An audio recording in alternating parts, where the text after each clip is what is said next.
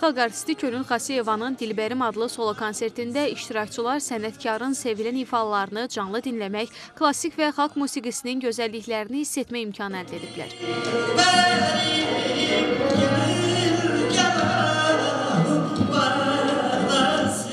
Xalq artisti Könül Xasiyeva dinləyicilərlə xatirələrini bölüşüb, səmimi anlar yaşanıb. Konsert izləyicilərdə xoş ovqat yaradıb. Səslənən musiqilər alqışlarla qarşılanıb. Naxçıvan cəmiyyəti ilə çoxdan mən görüşmürdüm.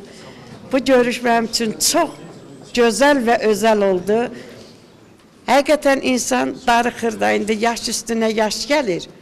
İnsan darıxır ki, geçsin o gördüyü yerləri bir də görsün.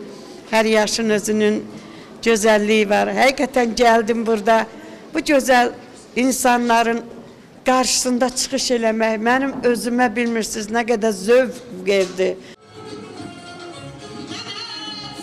Xosrov İbrahimov, Rəşad Hüseynov, Rafət Kərimov, NTV Xəbər.